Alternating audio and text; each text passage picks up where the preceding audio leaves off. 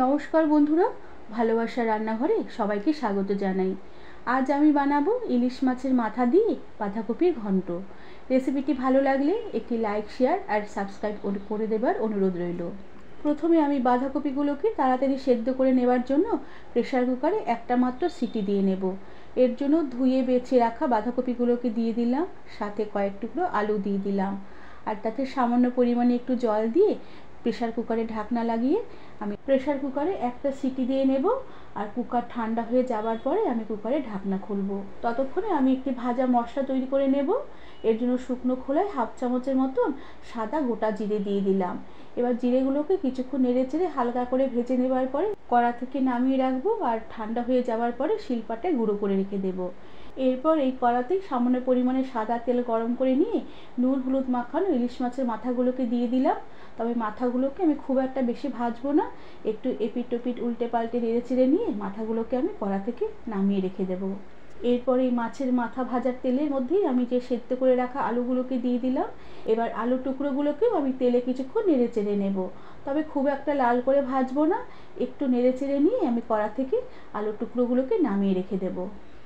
এরপর এই তেলেই আমি তেজপাতা ছিঁড়ে ফোড়ন দিলাম, আর তার সাথে খানিকটা পেঁয়াজ কুচি দিয়ে দিলাম। এবার পেঁয়াজগুলোকে কিছুক্ষণ নেড়ে চেড়ে হালকা নরম করে ভেজে নেব।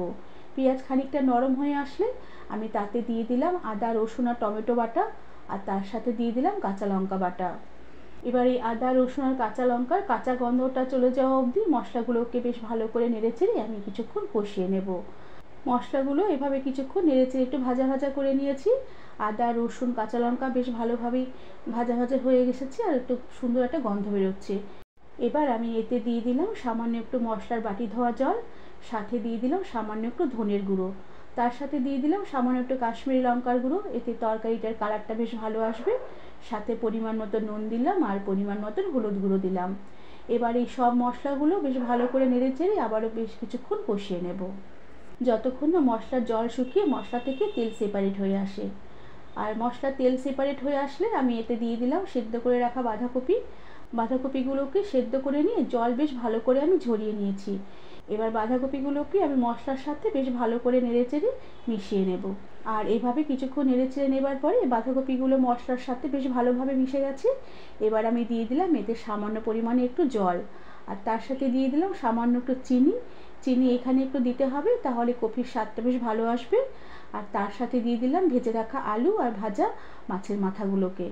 এবার আলু মাছের মাথা এই সব কিছু একটু হালকাভাবে নাড়াচাড়া করে বাঁধাকপির সাথে মিশিয়ে নিতে হবে।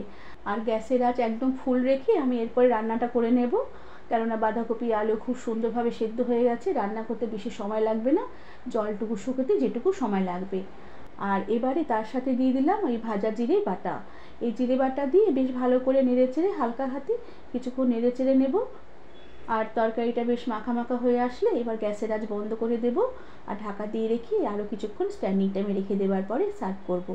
বন্ধুরা, আমার আজকের এই ইলিশ মাছের মাথা দিয়ে বাঁধাকপির ঘন্ট রেসিপিটি তোমাদের কেমন লাগলো আমাকে তোমরা কমেন্ট করে জানাবে, আর ভালো লাগলে একটি সাবস্ক্রাইব করে দেবার অনুরোধ রইল।